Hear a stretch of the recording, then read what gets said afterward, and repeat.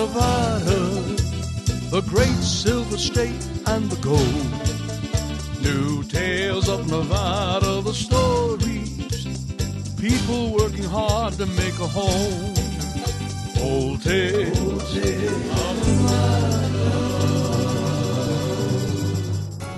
Hello, everybody. Welcome to Old Tales of Nevada, past and present. Glad to have you with us this week. We got a great story about a great event that happened right here in Reno many years ago, but still talked about today. We'll tell you what it is right after this.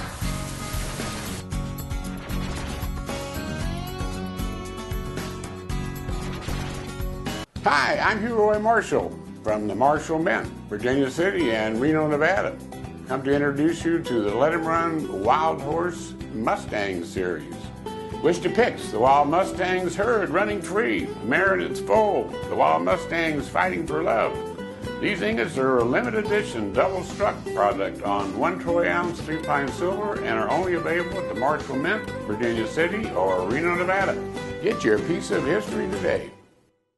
All of us at Shoeman's Custom Cycle are ready to get you and your Harley ready for the road. From oil and tire changes to high-performance engine upgrades and dyno tuning, we at Shoeman's have got you covered with experienced factory-certified mechanics and a full-service machine shop loaded with parts and accessories. Shoeman's Custom Cycle has been serving Northern Nevada since 1988, so ride on down to Shoeman's Custom Cycle at 275 East 4th Street in downtown Reno. Shoeman's Custom Cycle, we're the biker's bike shop.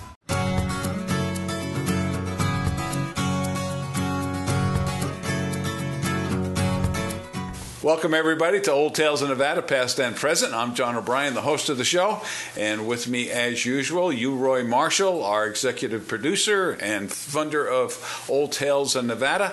And Hugh Roy, glad to have you with us again good today. To be here. You betcha. As we come near the end of our great summer here in Reno, Nevada.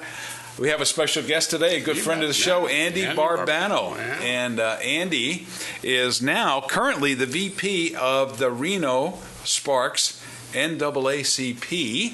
That's one thing he's doing. And also a political gadfly for many years here in Reno, Nevada, Northern Nevada. And a columnist for the Reno Sparks, for the Sparks Tribune. Yeah, and just celebrated my 30th anniversary with the Tribune. Yes. Making mischief over there. Yes. And I'm sharing the current edition, and you can find it online. I'm sharing the current edition with one of the producers of this show, Jim Webster, who wrote a guest column about the founding of Hot August Nights, which is something he did. All right, so it's hot off the presses. Pick one up today. So anyway, glad to have you with us again, Andy.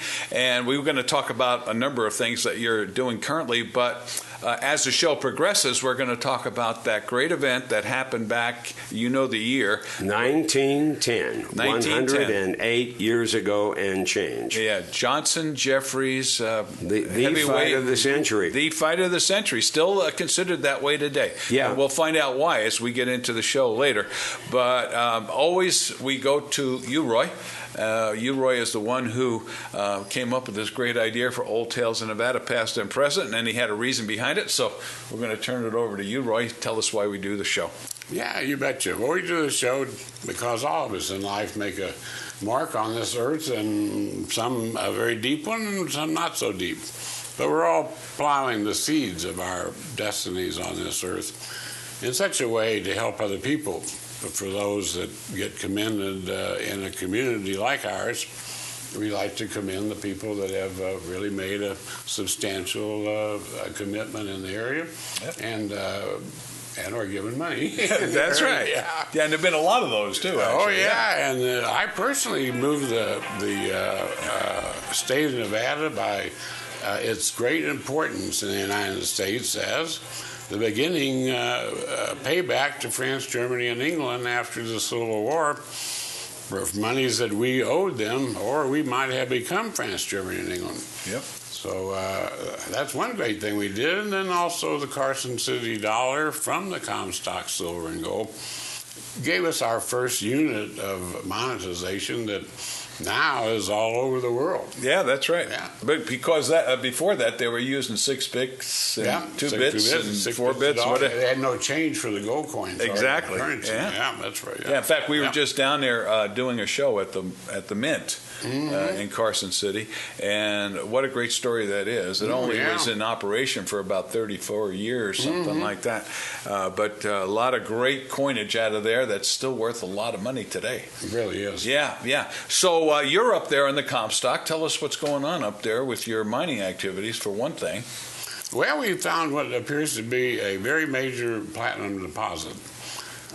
What other minerals besides the platinum may be in this deposit, we are determining as we find it. But it basically makes up all the area north of Virginia City and the cemetery. Yeah, amazing. And the blue clay is about 3 or 4 feet down, and that's where the ore starts. So it's been a very unusual thing because the species of minerals of these platinates has been extremely unusual. Yeah, well, that's an unusual place for sure in the whole earth. I mean, the Comstock is so unique, and actually, you know, when we talk to folks down here in Reno, there isn't a real total appreciation of what we have up there. It's so special, and it really has been that way for years. It really is a platinum gold deposit. Yeah, huge. The silver that is there is the weakest part of the value of it. Yeah, and as we're learning, all of Nevada.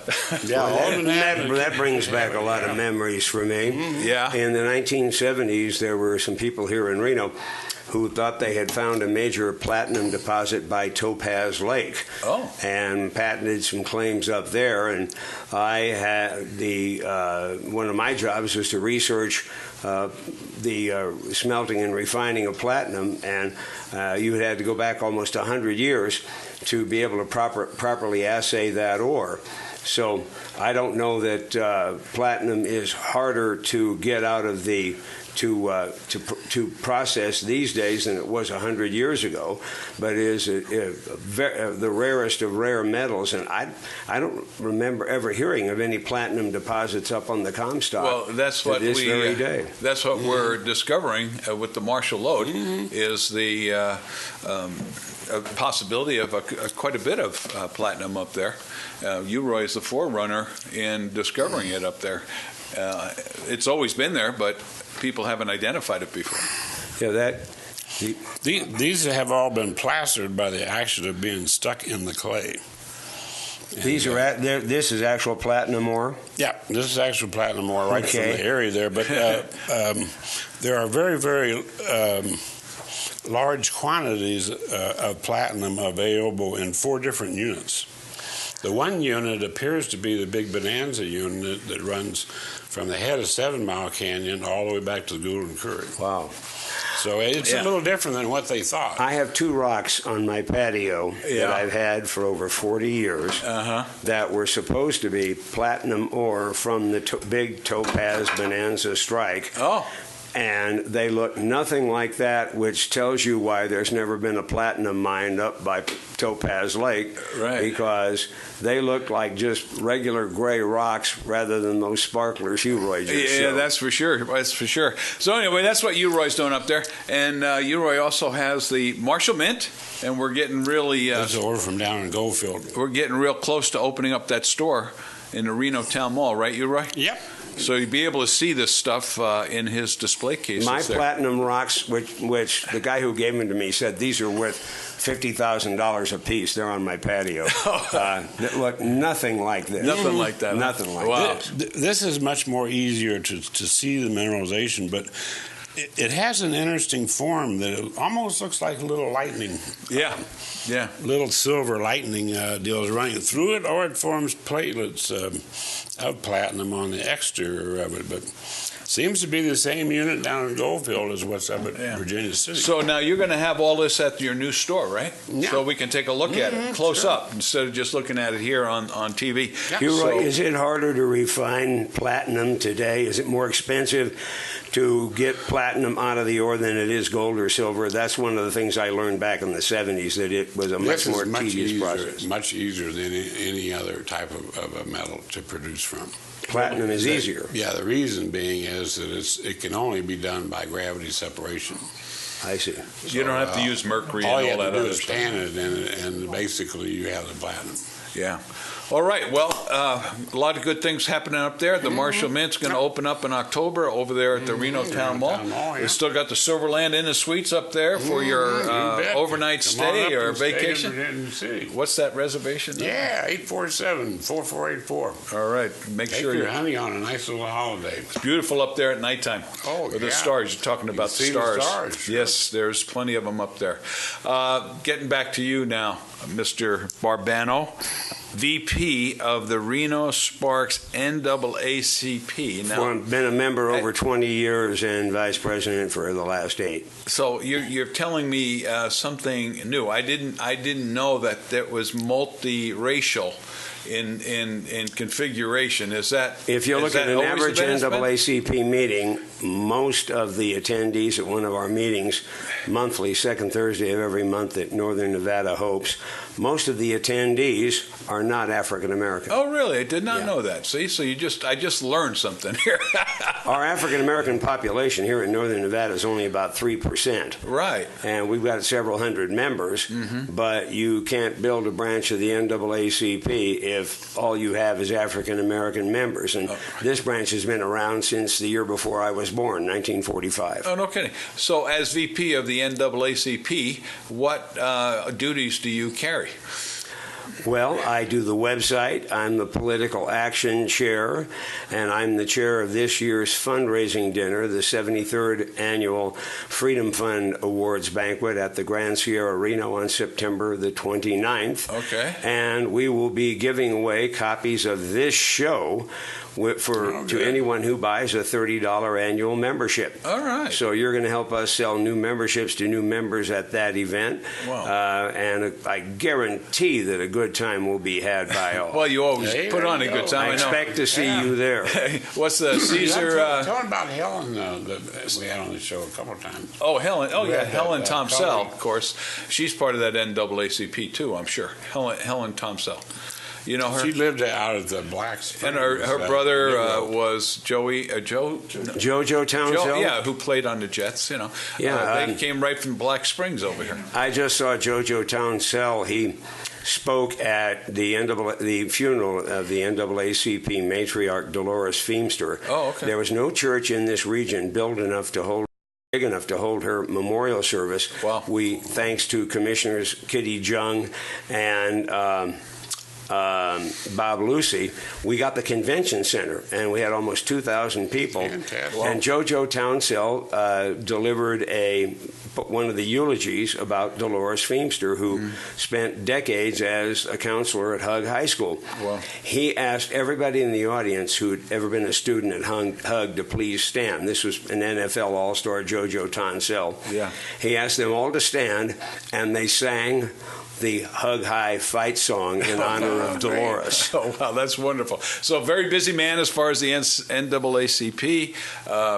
and that's not the only interest you have. As we leave this segment and come back to the next segment, we're going to talk about something that's been a love of yours, and you've been trying to make the public aware of it more so than it perhaps had been, and that is the great fight that was held here in what year? July the 4th, 1910, and we just put the last piece of history on the ground here in Reno. Okay, let's take the break here, and we'll come back, and you'll tell us everything having to do with that fight, along with your cohorts that have been working with you on it over these past months. So back with more Old Tales Nevada right after this.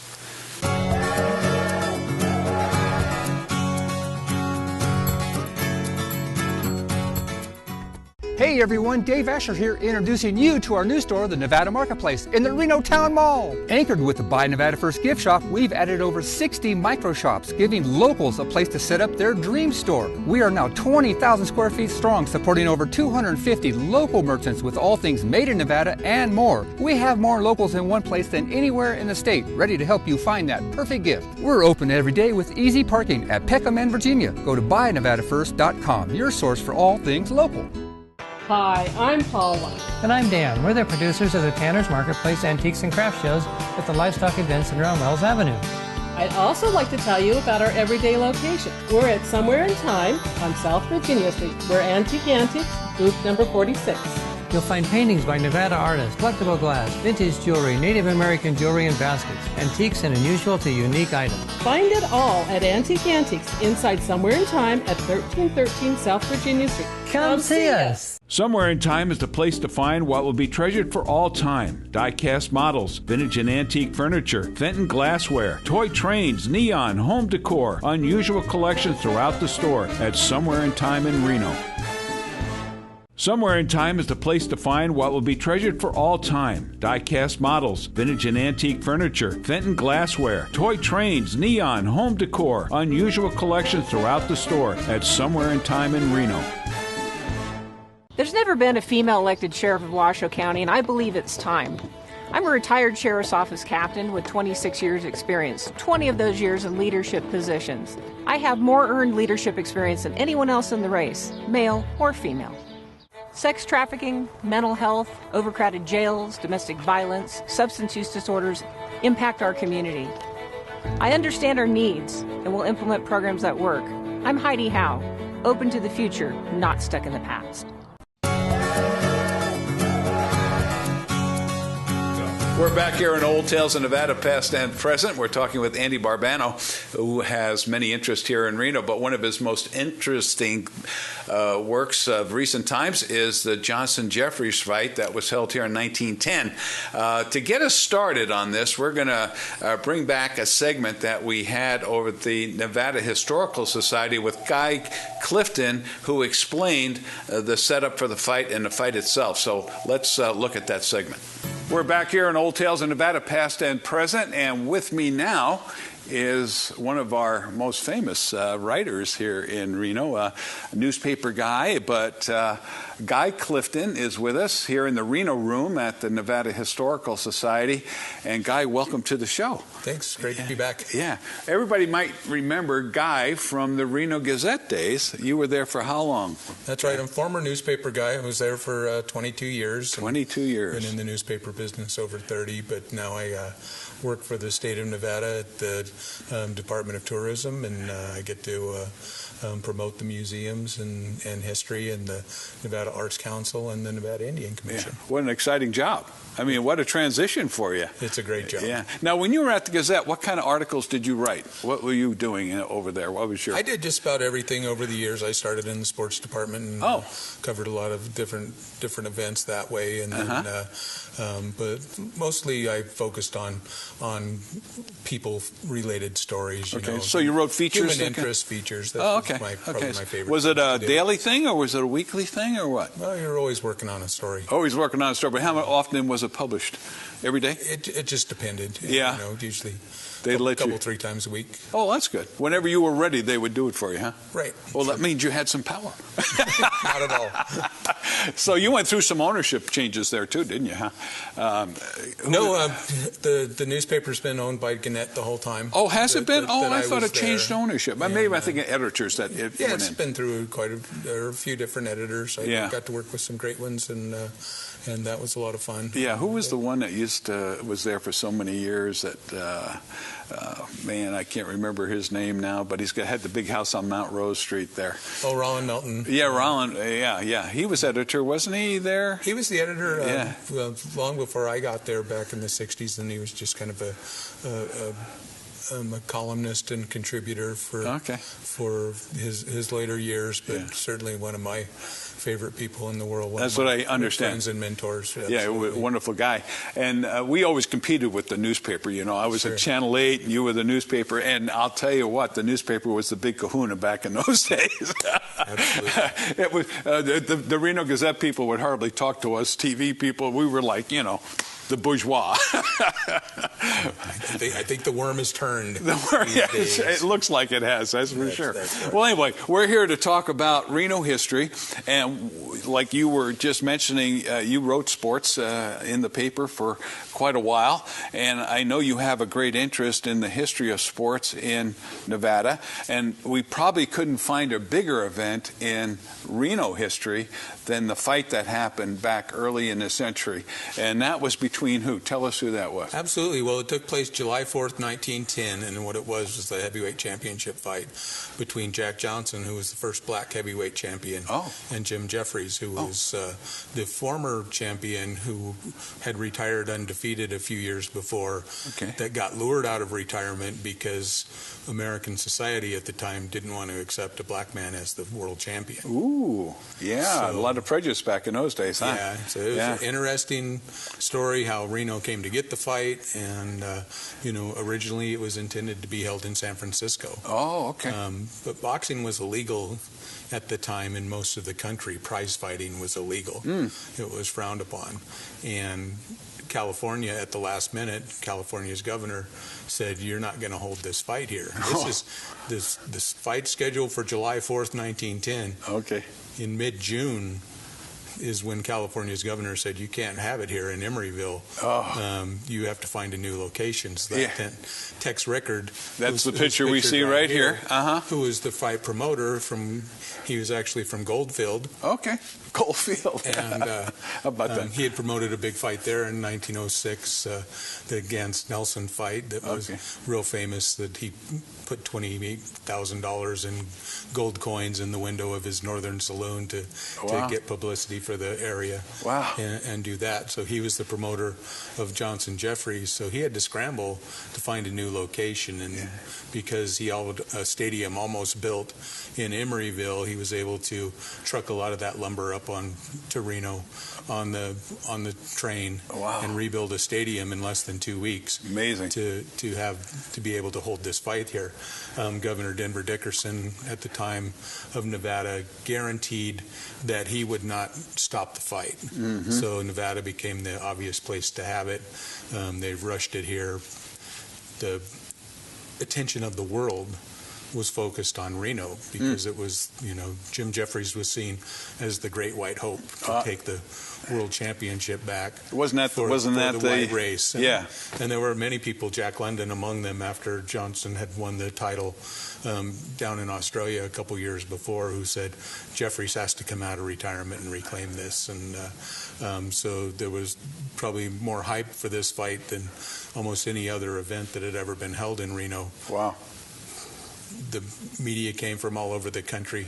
People came from all over the country. Yeah, I think we have a picture of, here's one picture of it over here, I think. That's right. Yeah, of everybody in town. So how many people showed up for the fight? So about 30,000 people. So they were able to get the advertising out, make the change on the stadium, and get that many people here at the same time. Yeah, and they didn't actually have to advertise it. People wanted to come here.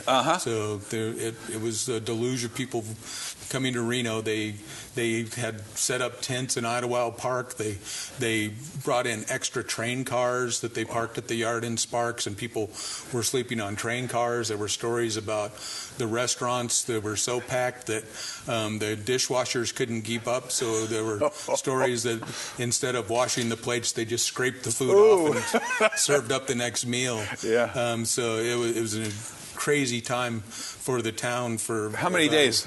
Well, went over a 4th of July weekend. So probably at least a dozen super hectic days. Yeah, I can imagine. There were all kinds of issues with some unions about getting the stadium completely done, and so Tex had to jump through a lot of hoops, but it all came off. He was the referee of the fight. Oh, he was, huh? Okay. And was he neutral? I mean, was he? He was neutral. The way he handled it, yeah. He was the key guy. He was not recognized at the time as the top fight promoter in the country by any means. There were a guy like Hugh McIntosh and even James Coffroth in California. These guys were the big kahunas of the fight game at the time. Tex was seen as a small player, but he was able to get Johnson on his side and got the fight for guaranteed $110,000. Wow, and that's a lot of money in those days, for sure. Absolutely, and so he brought it here and promoted it. So he was the referee. So he had a vested interest in the fight being square, for one thing, being honest, and there were a lot of eyes on him as far as that went too. Yeah. Now, How did they pick the location for the fight in Reno? We know where. Tell us where it's held. People can actually go by the site. Right. People can go over if you on East 4th Street, if you know where Los Compadres restaurant is, right over there, Toanna Street.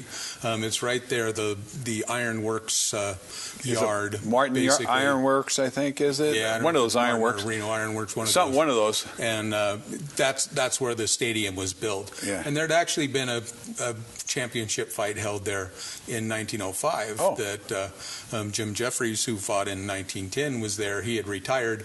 He came to Reno and was the referee for that fight between Marvin Hart and Jack Root. Oh, okay. And so that was the kind of set all the wheels in motion that Reno was a good place to hold such a fight.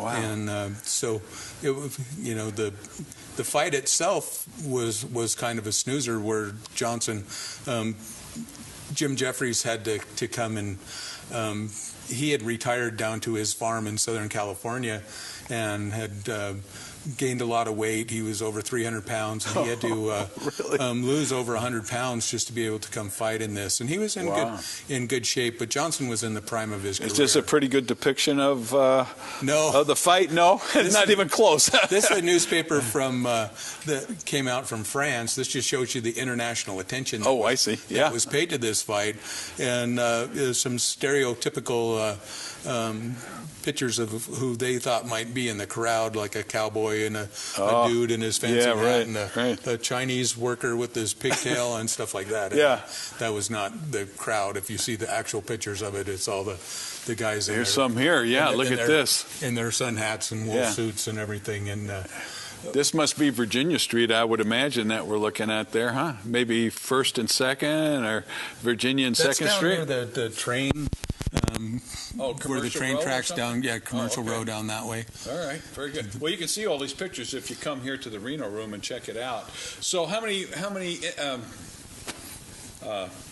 not innings, but how many rounds did it go?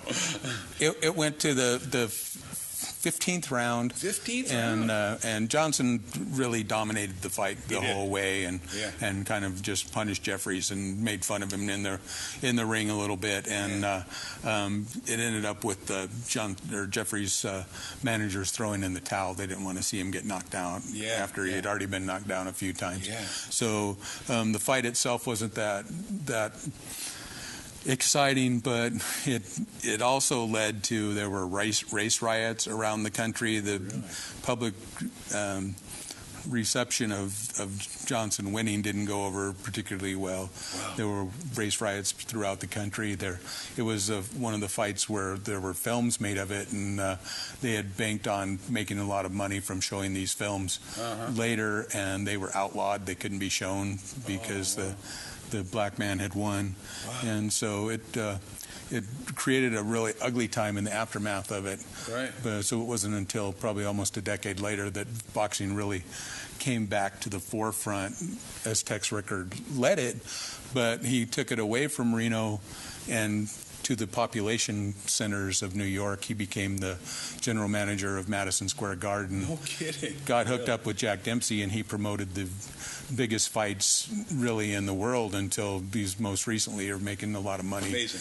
Just the entrepreneurs we have here in Nevada, right? Absolutely. And some of the great events. Well, we're out of time for this segment, so we got a break.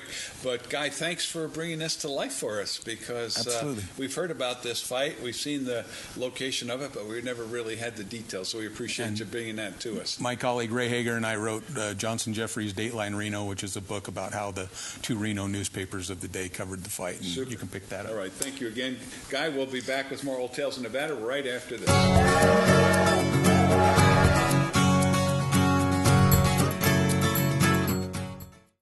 Soft pastels have arrived at Boutique Elegante. Wonderful sweaters, tunics, and capris create that special look.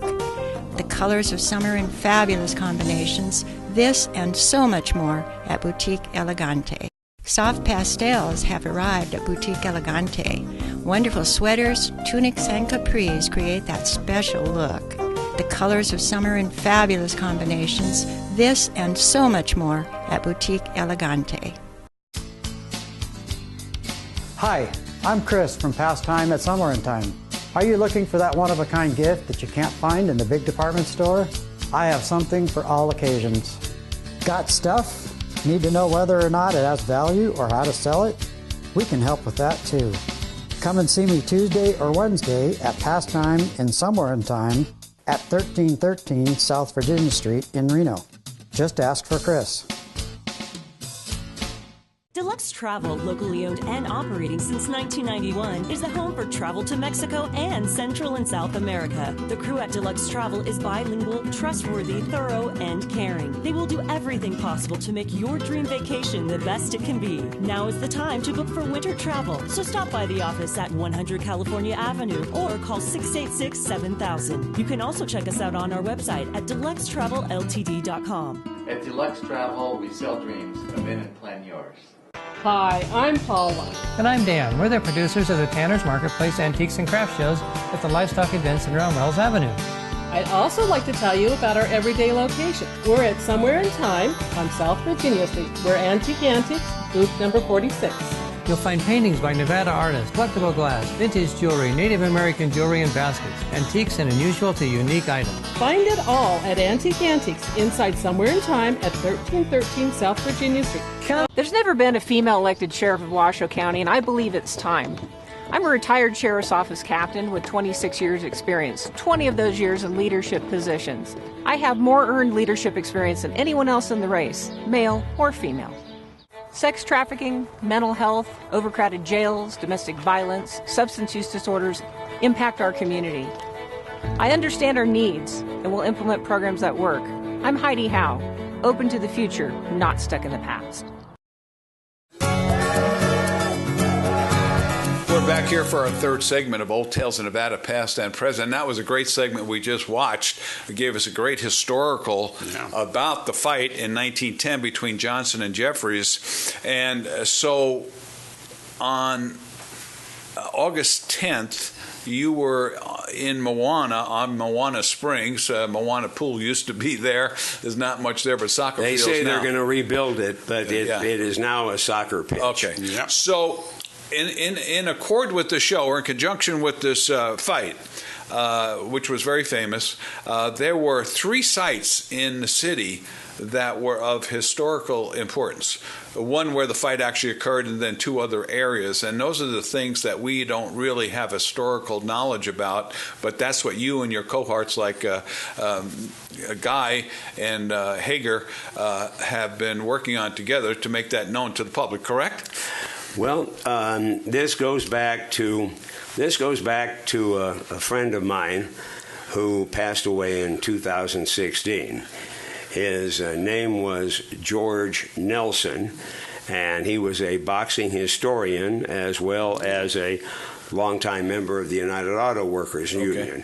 I called him Battling Nelson because he went down to the 2006 commemoration of the 1906 Battling Nelson Joe Gans fight in Goldfield. Oh, Goldfield. Tex Rickard, the promoter of the fight of the century in Reno in 1910, this was his first big fight down in Goldfield in 1906. And it was so successful. And it gave him a leg up on getting the promotional rights to do the fight here in Reno. Right. So George Nelson, I called him Battling Nelson. We became good friends.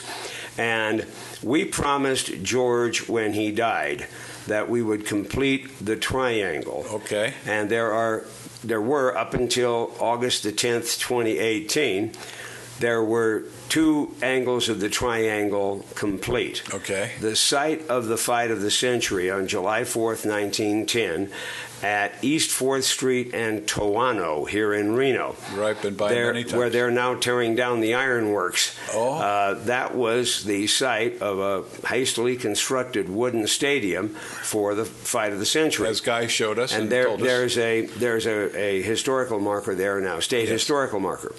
And then Tim Elam, a boxing aficionado himself, owns the site of Jack Johnson's training camp, which in 1910 was Rick's Resort, R-I-C-K''S, named after, I guess, a guy named Rick. Okay. And that's where Jack Johnson trained. Where's the location? That is Mayberry at Sherwood. Okay. Tim Elam's house is there now. Oh. And he took it upon himself to build a monument to Jack Johnson's training camp and put a plaque on it. Now, was that actually part of Reno in those days? Because Yeah. African Americans weren't supposed to be... That's one of the reasons that Jack Johnson trained out at Rick's Resort, which was way out of where Reno was at the time. Okay, it was outside city limits at that time. Okay, that makes sense. Okay. But Tim Elam built a monument right at the corner of Sherwood and Mayberry with a picture of Jack Johnson fighting on it, and George Nelson and the United Auto Workers came down for the dedication several years ago. Now, let me ask you a question. At this resort, Rick's Resort, where he did his training, is it like today where they had, a manager and, a corner guy, or was it all just Jack Johnson taking care of himself? Oh, no. He had a whole entourage, a whole posse, just like Jim Jeffries did. Oh, okay. He had a crew, a trainer, a doctor, you name it. Oh, he did. He had a whole crew with him, just like today. Nothing's changed with respect to the support staff. Mm-hmm. And he had sparring partners who were world-class boxers themselves, as did Jim Jeffries. Oh, okay. But the third angle of the triangle had never been filled. Okay. Jim Jeffries, the Great White Hope, trained at Moana Springs. Now, there's a state historical marker out in front of Moana Springs. You're taking your life in your hands on Moana Lane if you try to stop to read it. The pool's been closed for years. They say they're going to rebuild the pool. I hope they do. Right. But it has since been turned into a soccer pitch. It used to be the Moana Baseball Stadium. Right. Semi-pro. And it is now a soccer pitch. It is now Richard J. Field. Okay. And the Nevada Youth Soccer Organization is one of the sponsors of the plaque on the site. All right. So, in honor of George battling Nelson, we made it our business to commemorate the Jim Jeffries training camp. Okay. And by we, I mean George Nelson's family, his union, the United Auto Workers Local 2162, the Reno Sparks NAACP, and the soccer organization. And we funded the plaque mostly by the union and placed it on the site. The photos from the Nevada Historical Society. The plaque is base metal, no bronze, no copper. It's not worth stealing. Okay. I have to because that is a problem nowadays. Yeah, I made sure it was. If you go to the Reno Sparks NAACP.org website, there's a disclaimer on there. RPI Graphics of Reno. I searched over 2 years to find a fabricator because so many had gone out of business or consolidated during the Great Recession. Took over 2 years to find somebody who would even make the plaque. It's a 2x2. Okay. I ended up right back here in Reno and found the guy who did it, which was Ben Elliott at RPI Graphics. Now, what's it mounted on? Is it? It is mounted on 5-inch bolts on a concrete wall. Wow. If you go to the soccer pitch, there's this kind of Reno arch. It is a commemoration. It's the remnant of the old Moana Stadium. Oh, okay. And there's like a tombstone there commemorating the old Moana Stadium on one side. And the plaque for the Jeffries training camp is now on the other side. Okay. But it's mounted on a concrete wall. And it took us an extra couple of weeks to install the plaque because there ain't no electricity there, and they had to bring in a portable generator. Oh my God. But that's why. So we've completed the triangle, and now where there were bicycle tours, just of the Sherwood and Mayberry training camp and the site of the fight, there are now 3 places that bicycle tours can be held here in Reno to see the actual triangle of the history of the fight of the century. For those who are perhaps new to Reno, new to the show, and don't know about Moana Springs, tell us a little bit about the history of why he would pick that particular location for his training camp. Well, that was set up by the promoters of the fight. They wanted to have the training camp separated. The two managers, according to Guy Clifton and Ray Hager's book, the two managers actually got into a fist fight because the Jeffries manager didn't want Johnson's manager watching any training, and they started a fist fight. And here's Jim Jeffries boxing in the ring, the undefeated retired champion, and all of a sudden, all of the attention to Jeffries was distracted by the two managers mixing it up over there on the grass. But Moana Springs was a developed resort. Yes, it was. And it was a very popular place for the locals. It was called Moana Hot Springs for a long time. Yeah, exactly. And the historical name is Moana Springs, but back then it was called Moana Hot Springs. And I remember seeing pictures of it, and it's got these beautiful mature trees. It's got the swimming area. It had picnic. It had restaurants, all in that area there. So what a perfect spot, really. And Jim Jeffries didn't train very hard for the fight. He had put on over 100 pounds at his farm in Burbank. And he played hooky a lot going fishing. There are pictures in this book of Jim Jeffries with some cutthroat trout. Over there in a truckie. Yeah. Oh, wow. And after he lost, one of the theories as to why Jim Jeffries lost the fight of the century was that he ate too much fish before the fight. Oh, man. Now, in comparison, the two locations, was Moana Springs the more developed and the more luxuriant side of it? Rick's Resort. There are pictures of Rick's Resort in this book, and it was kind of out there in the middle of nowhere. Right. It was a nice. It would remind you of the Marshall Mansion. It was a great looking place. About that trolley though that went from downtown. Yeah. It was a 3-story house with a veranda and so forth. It was a very posh resort. So did Johnson have some money behind him before he came to Reno? Jack Johnson could spend $60,000 in one day. He could. Jack Johnson made a lot of money pursuing the heavyweight championship. He beat Tommy Burns, the champ in Australia, and Jack Johnson was a very wealthy man by the time he hit Reno, Nevada. Okay, so he could afford just about whatever he wanted to do there. He could afford the posse, and he could afford the retinue and fast cars. What was the purse for the winner there of that fight of Johnson? They both got $10,000. Oh, that's not bad. Well, in today's dollars, that's probably about $1 million a piece or more. But I think Tex Rickard got $17,000 net out of it. But they were both guaranteed $10,000 apiece. Yeah. Who promoted the fight became very, very popular. In fact, became the general manager of Madison Square Garden. Several times. I think Guy Clifton mentioned that in his segment before. So he hired the former Nevada governor who sanctioned the fight to be his government relations guy at Madison Square Garden. Denver Dickerson, the former governor of Nevada. Who would know? I mean, who would expect something like that? And Denver Dickerson became the director of the U.S. Bureau of Prisons, and Jack Johnson he's now been pardoned by President Trump. Wow.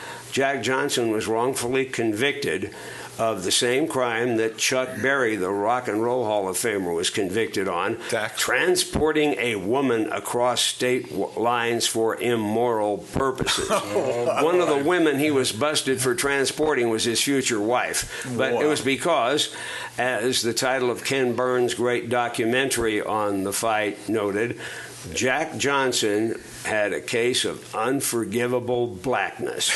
There you go. Well, listen, that makes sense. Very good. Let's take a break, and we'll be back with more Old Tales of Nevada, past and present.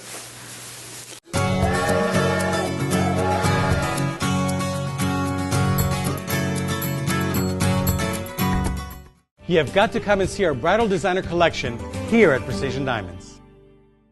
We bought our building, lower the overhead. That means everyday low prices to you.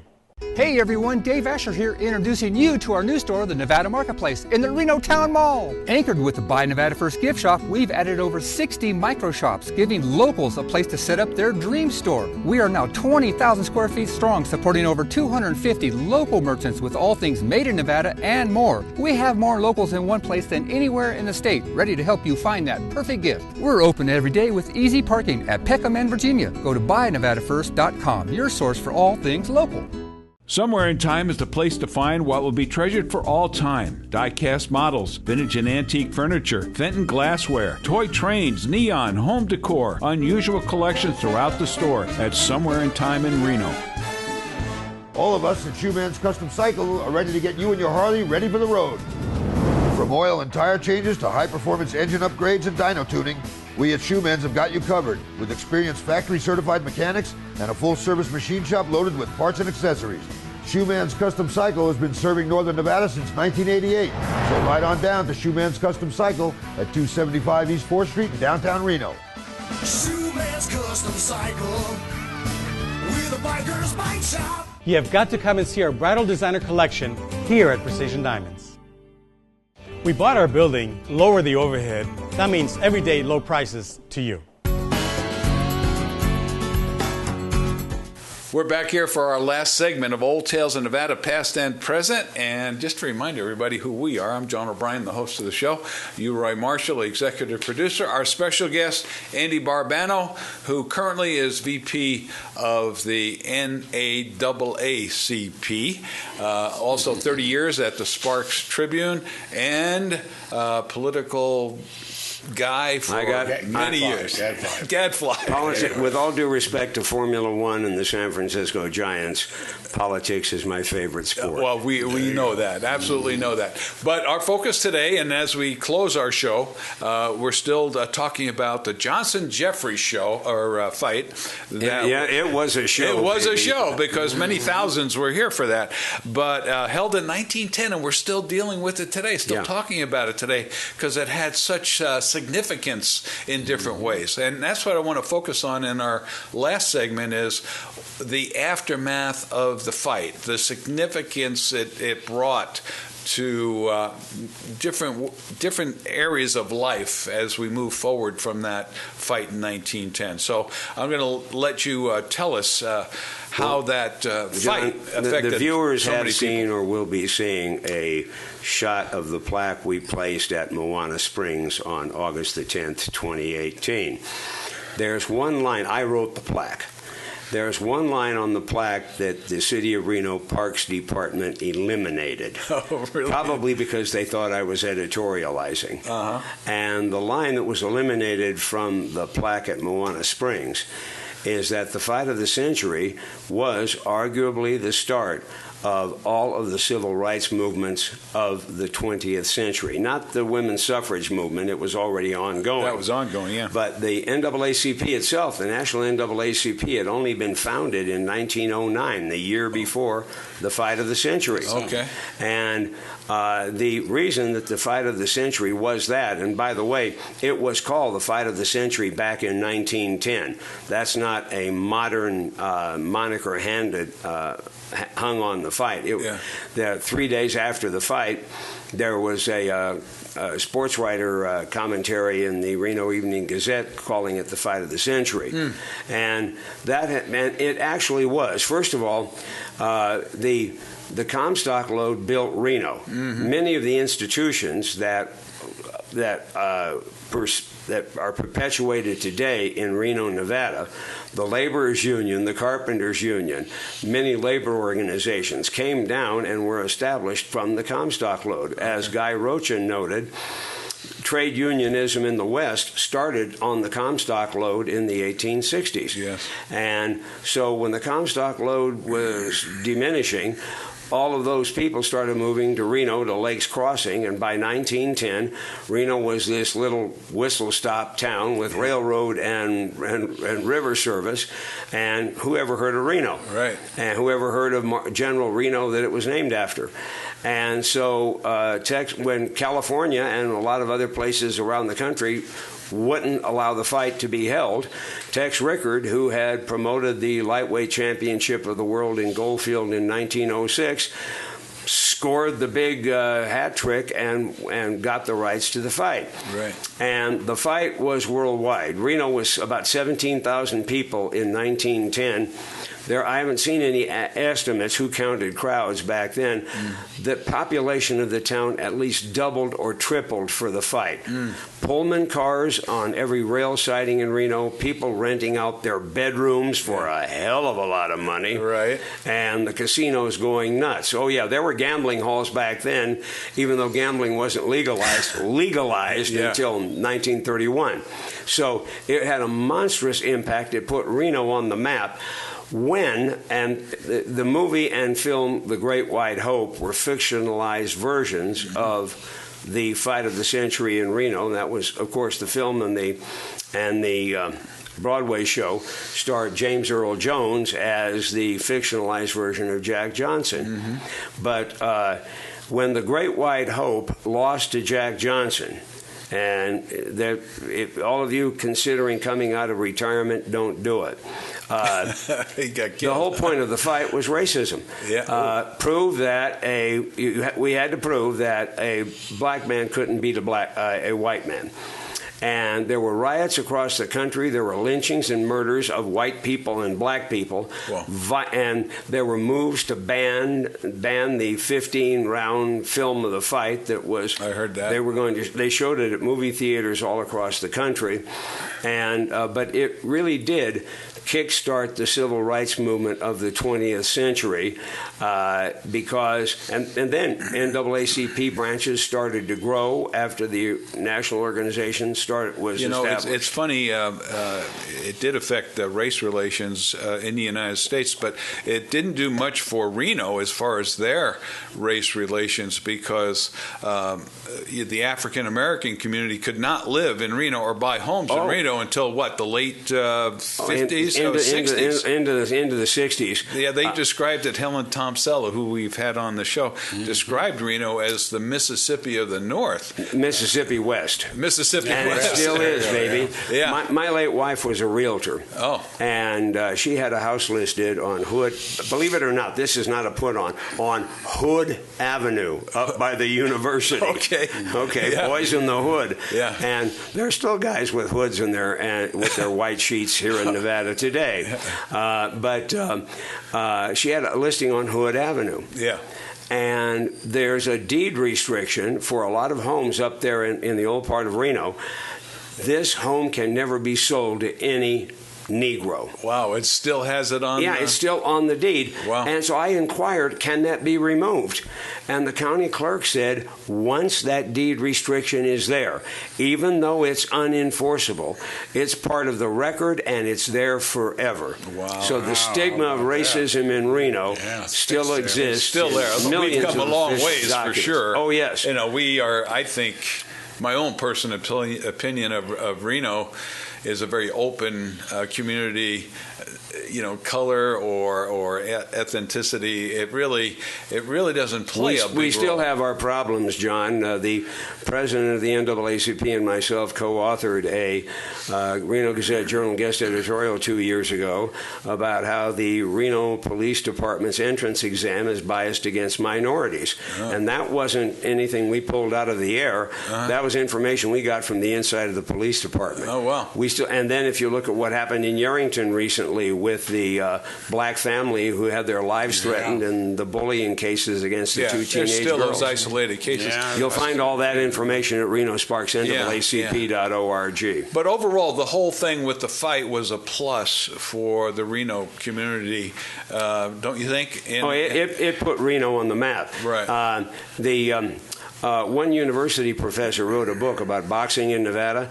Even before the fight of the century, you total them all up, there have been over 200 world championship fights held in Nevada over the last there you go. Over the last 125 years. We've had some wonderful events. Yes, Vegas took over a lot of that activity, but we had some great judges, fight judges referees. Mills Lane, of course. Yeah. And when there was a world championship bout in Carson City, gentleman Jim Corbett against Ruby Bob Fitzsimmons in like 1895. Yeah. So Reno had a very proud history of boxing before that, but there were a lot of moves around the turn of the century to ban boxing, and when California wouldn't go, Reno got the fight of the century. But it still echoes today, and that's why we placed the marker at Moana Springs. That's why we will be giving away copies of this show at the NAACP's 73rd Annual Freedom Fund Banquet here in Reno on September the 29th at the Grand Sierra. You'll find all that information at RenoSparksNAACP.org. Okay. What are the ticket prices for the event? If you're a member of the branch, $75. If you're not a member, $105, and the extra $30 buys you an annual membership and a copy of this show, as well as a copy of a show about eating disorders from one of our major sponsors. There you go. Who's starting a foundation here, starting 3 foundations for renters' rights, eating disorder education, and you'll be doing a show on it in the future about preserving wild horses. Oh, yeah, the Mustangs. So let me ask you, what's the state of boxing sport, the boxing sport in general in Nevada now? I'm not hearing a whole bunch about new fights here. Is boxing still as popular as it used to be? Is it, or has it gone to this other kind of sport where they use the feet and the head and everything else? 2 things. When the Klitschko brothers took over the heavyweight title and moved it all to Europe, it's still the heavyweight title is still a Eurasian possession. Oh, but and the heavyweight title was the glamour segment of boxing. However, you've had Oscar De La Hoya and Manny Pacquiao and Floyd Mayweather Jr. really making many millions with boxing in Las Vegas. Right. But boxing itself was eclipsed for a long time by Bloodsport, by the Unlimited Fighting Championships. Right, that's what I was thinking. And that is an absolute disgrace. Yeah. That is 2 guys trying to kill each other. Yeah, it seems like it. I can't even watch it. It's so bad. As I understand it, boxing is now making a resurgence because UFC is so disgraceful. And now when you look at all the research that's come out of Boston University about, especially football players and their head injuries, the boxing by the rules is, I think, making a comeback. Okay, we got to stop here. We got to end the show here, but we want to thank you for bringing us the history of that very famous fight, Johnson Jeffries, here in Reno, Nevada, and the great effects it had on the community in so many ways. It brings us great pride to be able to put on events like that here in Reno, and we still carry on that tradition in different ways. So appreciate, Andy, your work with the NAACP, with the historical side of Reno, and come back and see us again. And you, Roy, thanks for helping us make this show possible. Don't work too hard, and especially Andy. thank the audience now. for being with us, and invite you back next week for another episode of Old Tales of Nevada, Past and Present. For Andy, for you, Roy, and for myself, we always say, have a great Nevada day. We'll see you next week. Over getting the pardon, like you just explained. And our family is just thrilled that my dad's memory is being honored, his hard work is being honored. My father was always the champion for underrepresented populations of people, and it just saddens me that he's not here today to see what his work has done. And here he was, a tireless 80-year-old man working and championing for a better world, a better cause, for others. And our history in boxing, my grandfather was a middleweight boxer, and we grew up with boxing. It's always been part of my family, so it just means so much to us. It's like full circle for us that this is now in place, and it honors not only my father, but it also honors my grandfather, Ralph Wildcat Nelson, who was also a boxer. So we're just very thankful for all that the UAW has done to make this come about, and also to Andy's tireless efforts in coordinating all of this for my dad. He was a very good friend to my dad, and it just is amazing what you accomplished here. So we are just fully in indebted to all that you've done, and thank you so much for honoring my father. I really, really can't thank you enough.